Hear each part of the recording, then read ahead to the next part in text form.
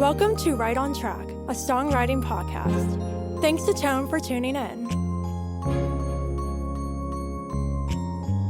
I'm Demi Michelle Schwartz, and I'm thrilled you're joining me on my songwriting journey. So kick back and relax, don't fall flat, and remember, stay right on track.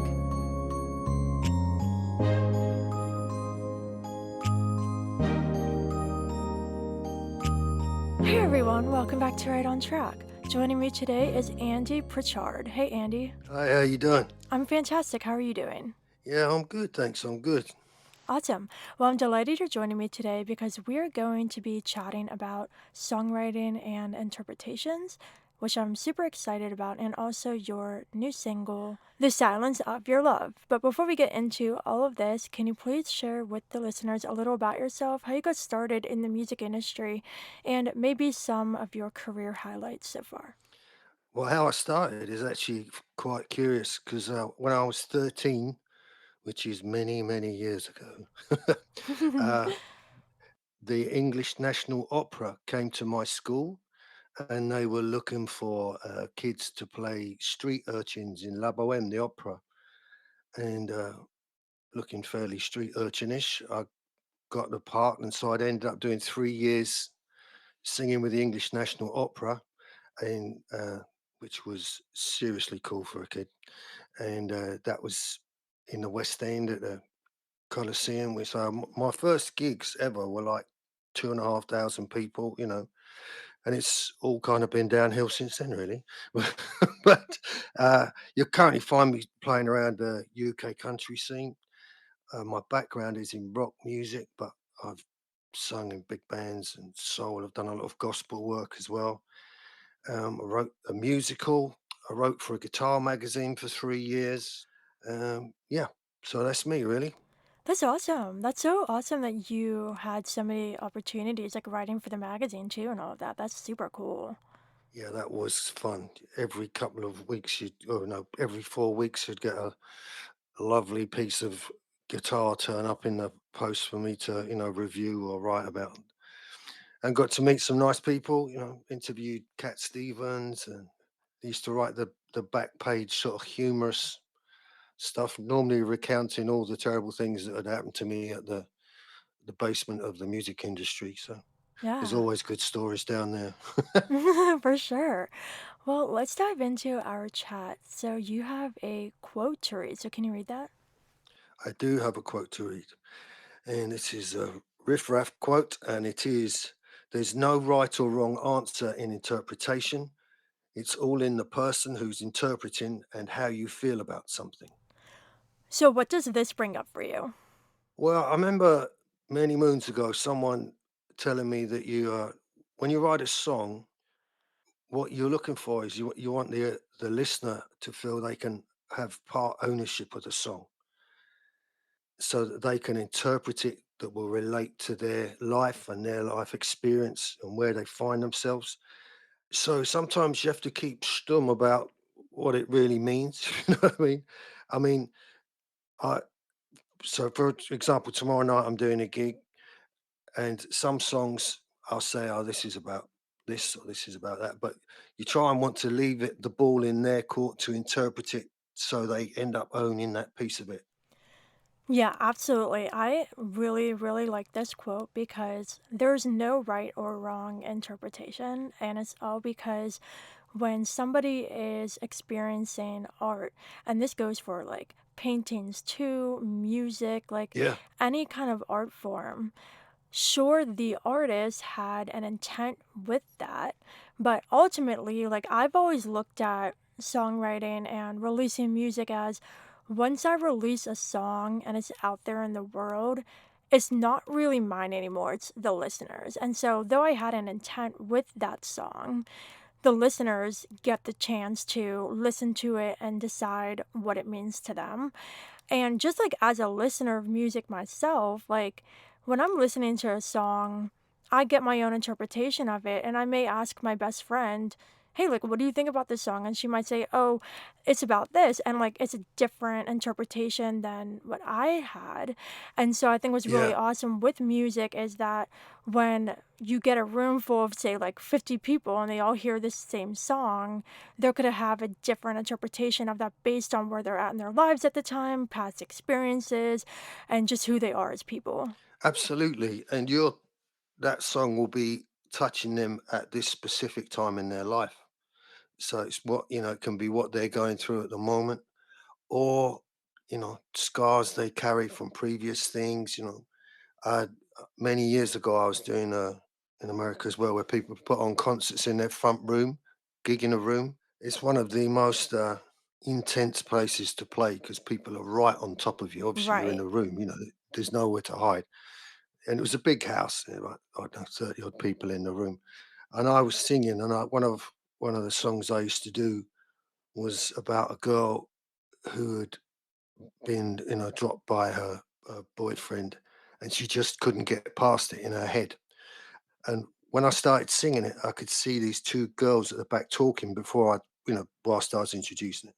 I started singing it, and it obviously just caught with one of these girls, and she just, you could tell it had her attention, and she was getting quite moved by it. And that's because that turned out afterwards, that's what she had been through. So that's what you're kind of looking for, isn't it? That kind of hook that's going to catch.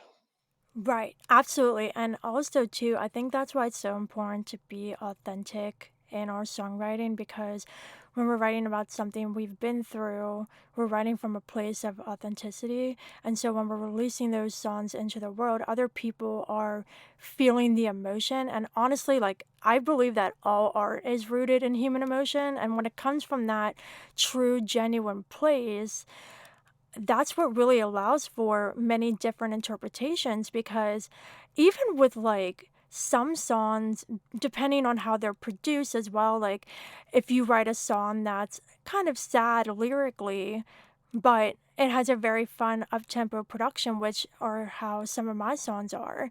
Someone may listen to it and focus on the lyrics and be like, oh gosh, like this is such a sad song.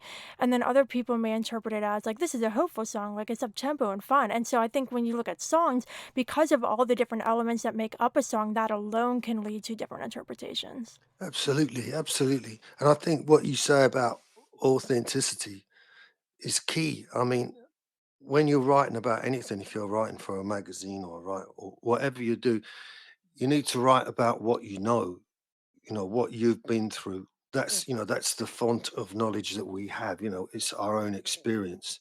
And so if you want to be able people to buy in, then that authenticity, as you say, is absolutely the key. And also that it means you don't have to pretend. I find, when I'm playing live, you know, you don't have to put on a front and be anyone else. You just be yourself, because you're singing songs that are authentic to you.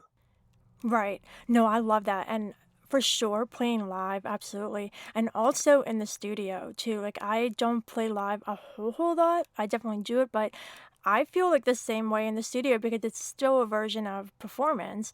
And when you write authentically and you have these deep emotions that are connected to the songs, your vocal delivery especially is going to be different from song to song. If I'm singing about a song that's really sad and like heartbreaking, you're going to hear that in my voice because it's coming from an authentic place of something I've experienced. If I'm writing about a song or I'm writing about an experience that I was angry or somebody hurt me, like you're going to hear that in the song. You're going to hear that Yeah, sassy attitude. And so for sure, I definitely think that authenticity translates well when you're doing recording or live performance.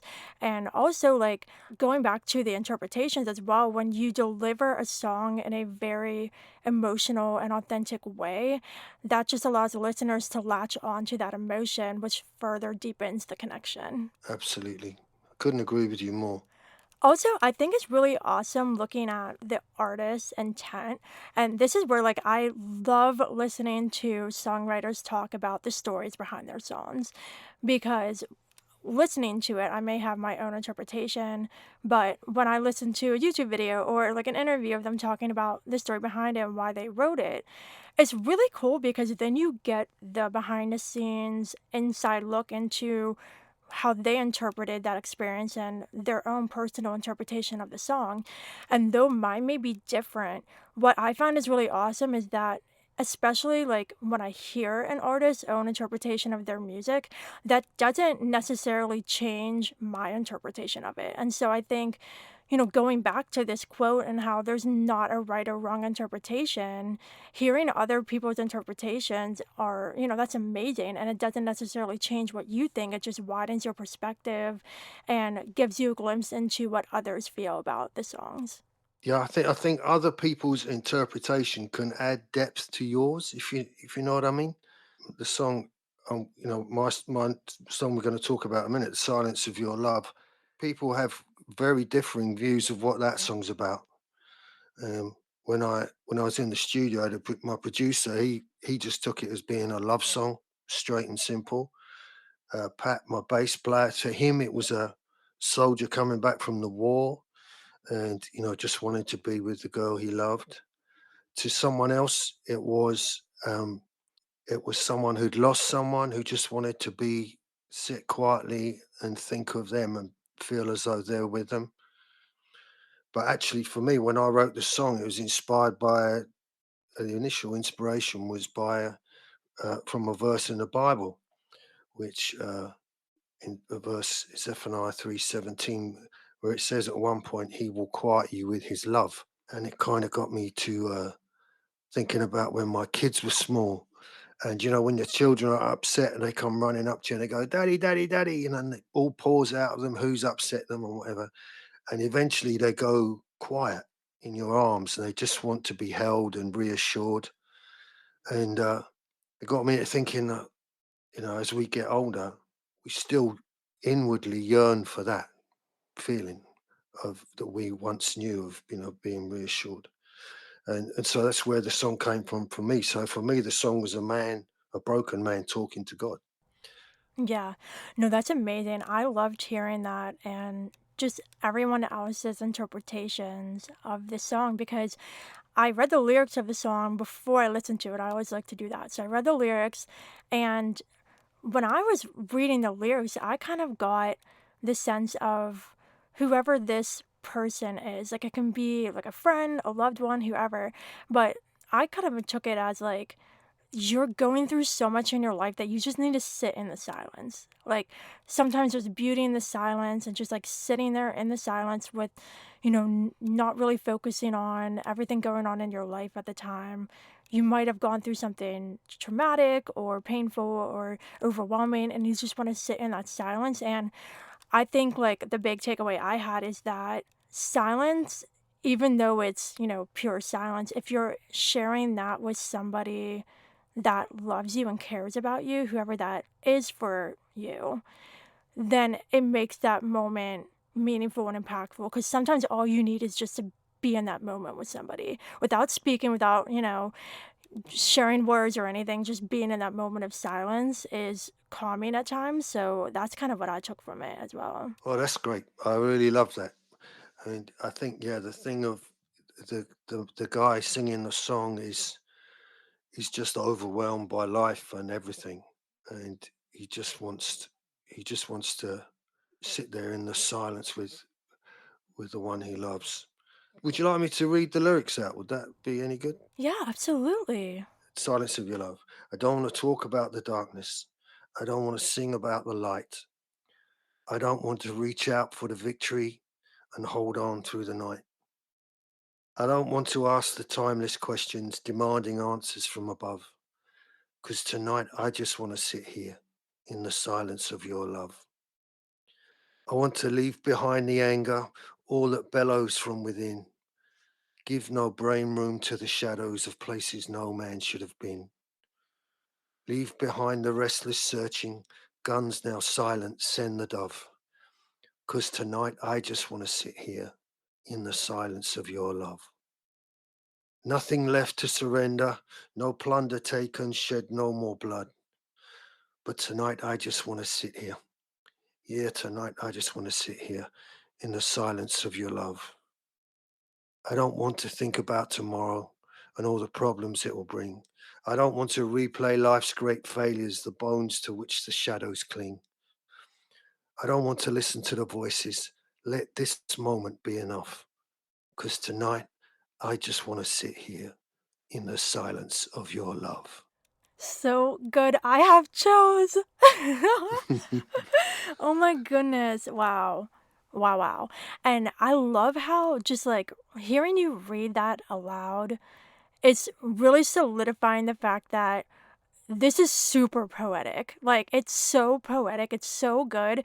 And that's just like making me think to English class, especially in like college, like you'd read a poem and the professor's like, yeah, like interpret this now. And it's just making me think of that because you have multiple interpretations of this song. And because it's so poetic, it's really, opening the door for the mind to interpret and wander in different places. And so, as songwriters, when we tap into these poetic devices, that's a great thing to lead to listener interpretation. That's very true, yeah, and I like the idea of us leading, the lyric leading your mind into places. I guess I try in the verses, I'm trying to create almost like different tags that people might catch on to, Right. something that they might have been through, which one couplet might be the thing that pulls them in. Do you know what I mean? And Absolutely. Yeah. then the rest gets them. Right. But it's definitely this is one of my more poetic songs, I would say. I mean, my last single, Further Down the Road, did you get? I think you might have got that. Further Down the Road was about getting old. It was a humorous thing. We ain't getting old. We're just further down the road, and that was a completely different kind of song. But you know, Well, yeah, like as songwriters, I think we want a variety. I mean, sometimes, like, I truly think any song can be up for interpretation, but more for some than others. Because if you're extremely direct and you lay out, this is 100% what this song is about, if you're very direct and clear about that, then listeners are going to be like, oh, okay, that's what the song's about. I get it. But if you're a little more poetic and metaphorical, that's where more interpretation comes from, I think. And I also love how, you were talking about when you were writing the song, you kind of saw each line as something that could appeal to different people. And that's amazing too, because as songwriters, like, we might have a favorite line, but for a listener, like another line in that song can be the one that triggers a memory and really pulls them in. And so this drives home the point that make sure every lyric in that song matters. Don't just have throwaway lines. Like every lyric has the potential to pull in a listener. that's so true. I think yeah, if you have a line that's a filler, it's a lost opportunity. Um, and I mean, with this song was all, I was actually taking my dog for a walk in the park, and when I take the dog for a walk, I normally carry a notebook in my pocket. And this was one of those songs I sat down and it just almost downloaded. I got the whole thing. I wrote the whole thing. But the previous song I was talking about, Further Down the Road, when I was in the studio, my producer is really strong on making every line have, have weight, have relevance.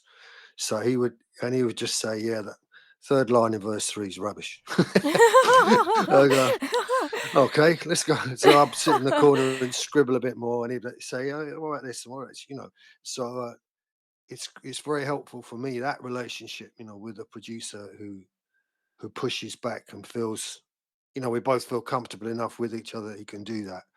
But yeah, the thing about dead lines, in a song, you need to use each one of them. It's like if you're doing a painting, each line is another color you can bring to the painting, Right. and you start off with the sketch and then you bring more and more color to it and build it up. And each line is giving you the opportunity to bring more color, more relevance. I love that image of bringing color to the sketch. I love it. That's so good. And also, too, I think when you're looking at each line holding relevance, that doesn't necessarily mean that you're not leaving room for listeners to read or hear between the lines. Because oftentimes I think what is not said in the song says so much more because that's what leaves up for interpretation. Like, you didn't specifically say what this song meant to you through the lyrics. You wrote it from a place of that experience and those feelings. But because you didn't directly say what it means to you, that's what allowed others to interpret it. And I have a song that is a perfect example of this too. On my EP, I have a song called Halfway Out of This Town. And I wrote it basically like getting out of a friendship that was toxic. And I'm listing a bunch of things like when a butterfly spreads its wings and you skip a beat because you think of me, do you watch a fly or close your eyes? Because butterflies are a huge part of my brand. So I'm putting in all these very deep, personal kind of images. And it's based on a friendship, but because I wrote it, my one friend was like, yeah, this reminds me of like when I got out of a bad relationship. And like I didn't even write it from a romantic relationship standpoint, but because I didn't mention a friendship specifically in that song, it can be any kind of relationship. Absolutely, like you're saying, and I love that title. Halfway out of town, was it? Halfway out of this town, yeah. Halfway out of this town. You see that in itself with a song about relationships. That's already creating an image, isn't it? You know, Yeah. like I'm halfway out this town. Yeah, and it's using Yeah, the town as a metaphor for the relationship. yeah. Yeah. Oh, it's cool. Yeah, no, it's definitely a favorite of mine. What's the name of that track? I'm gonna have to listen to that one. Say it again. It's So halfway it's out of halfway this out this town. town. Yeah, it's on Sorry, my EP, it is what it is.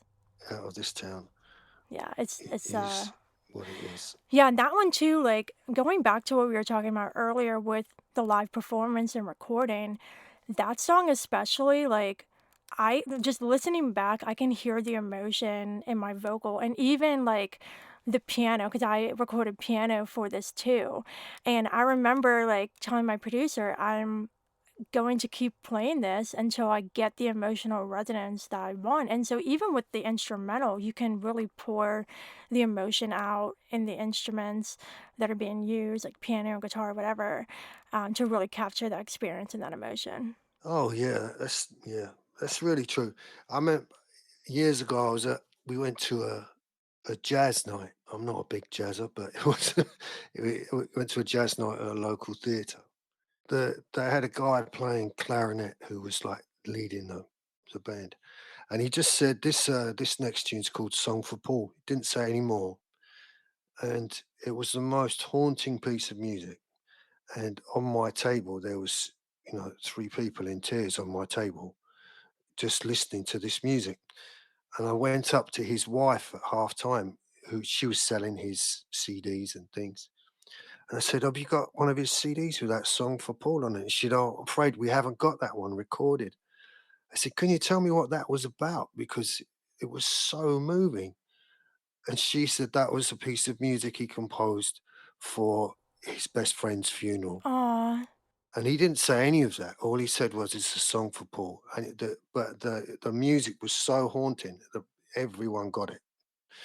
You know, so the combination. I guess that's the thing, isn't it? When you get the music to say it and the lyrics to say it as well, right. then you can take the listener on a real emotional roller coaster, can't you? Yeah, absolutely. I love that because we've been talking a lot about the lyrics, but the music for sure brings the emotion, like very deeply. I'm classically trained in piano, and so I grew up playing piano pieces, and I've literally had people crying in concert halls Yeah.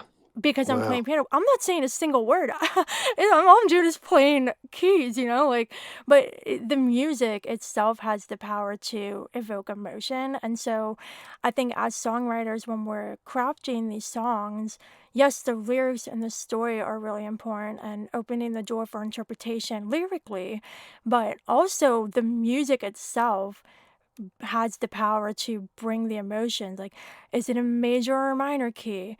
Is it slower, up tempo? What kind of instruments? Like, I think instruments themselves and the choices we make Oh with the yes. production and the arrangement evokes emotion Yeah. too. Absolutely. Some instruments are far better at evoking melancholy. That's for sure. Yeah, I absolutely.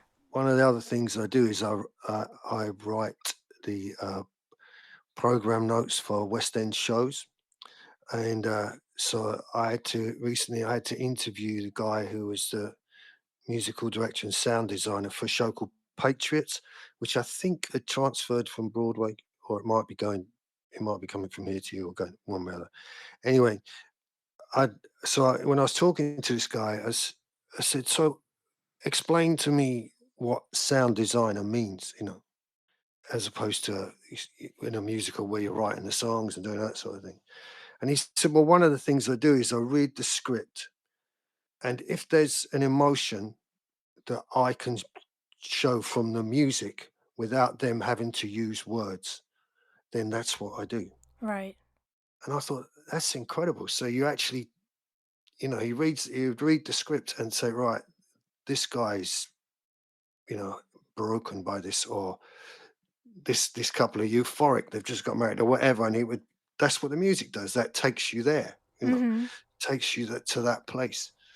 So I guess if it's a bit like, if you've got to go 6 stops on the bus, well, maybe the music takes you 3 stops and the lyrics can take you the next 3 stops. Yeah.